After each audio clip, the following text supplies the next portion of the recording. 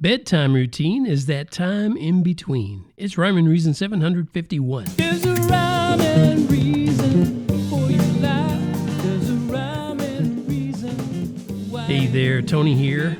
And I think just about everybody has a bedtime routine, right? I mean, it makes sense because humans are creatures of habit.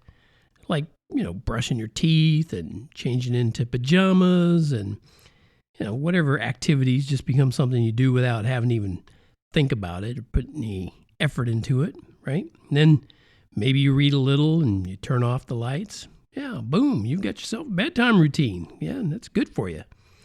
You might think it's insignificant or unimportant, but nay, it is important, and especially for kids.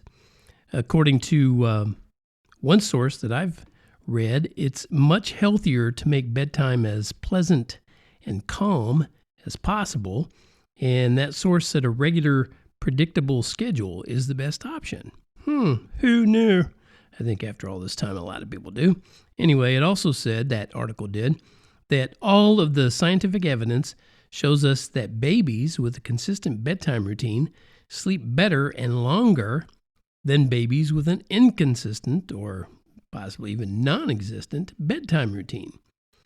And by the way, it's good for babies in the womb too. I also found out there are actually sleep consultants these days. Can you believe it? A sleep consultant. I think I'm going to have to hire me a sleeping consultant because I need to consult someone about my sleep. Therefore, sleeping consultant seems like the logical thing. Yeah, I know. You'd think nobody would need to consult somebody, on how to sleep, but obviously you would be wrong, and so would I.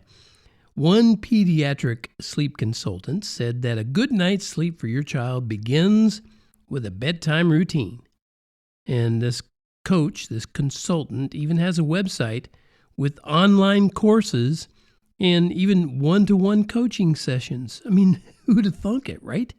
Anyway, she recommends parents sing a song, preferably the same song, she says. Sing that song at bedtime. Okay, sing a song, but what song? Well, she said a calming song sung in a soothing manner, either while the child is rocked in the parent's arms or patted in the crib, whatever, tends to work well.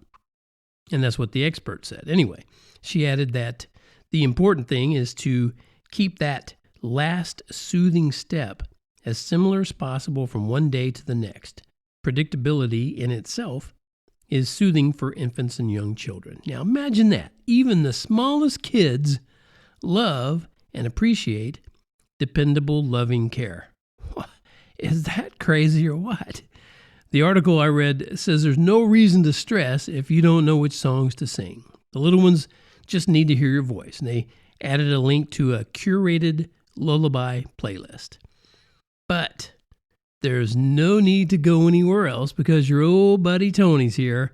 I've already got you covered. Yep, just in case you're new around here, I have some original lullabies that thousands of American families and even some in other countries have enjoyed for years. And the best part is they're not cutesy. They're not like the little, the regular typical, and there's nothing wrong with those. Don't get me wrong. There's nothing absolutely wrong with those. But these aren't like those. These original from the Tony Funderburk land. Like, one of the store owners that used to sell them for us when we sold CDs and people actually bought them. People don't tend to buy CDs as much these days, but the store owner said they're not the typical kids songs you hear everywhere else. And I like to agree with her. Yeah, I'm biased, but I still like to agree with her. I've heard good things from parents and grandparents and aunts and uncles and store owners and friends of the family and all kinds of people. So I know that babies and infants and toddlers and kids benefit from lullaby songs. I know. And that's why I've written and produced so many. And the first collection I put together is called Lullaby Bye. And it's a collection of sort of jazzy sounding songs. They're aimed at kids for lullaby purposes, but adults won't find them to be cutesy and go, oh, I got to listen to this again. At least that's what I've heard. And I listen to them, and, I think they're awesome. Well, of course you would, Tony. Still. Anyway, the thing about it is, this Lullaby Bye collection is I published a sing-along coloring book with all the lyrics to that collection. And you might be thinking, well, how's that going to help? How am I supposed to do a lullaby with that? Well, there's a super secret link inside the book where you can download all the songs that go with the lyrics. Hello? Pretty cool, right? So kids don't just get a fun book that they can color in and draw in, by the way. They also get free songs to go with the lyrics that are all printed out for them.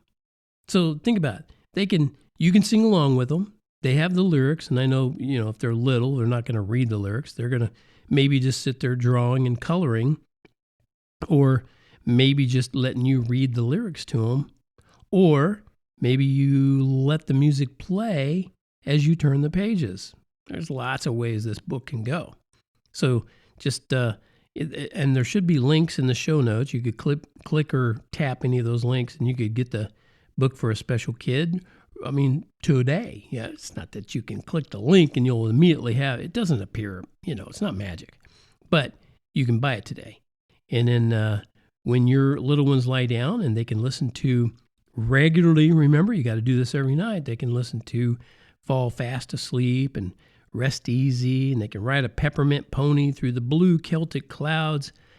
And then when they wake up, you'll enjoy watching them sing along as they color and draw in their fun book.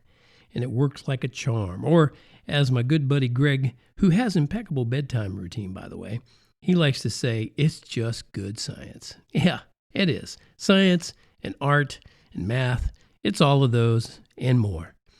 Thank you for tuning in. If you like, I'll share some samples of the songs in another episode, but that's it for now.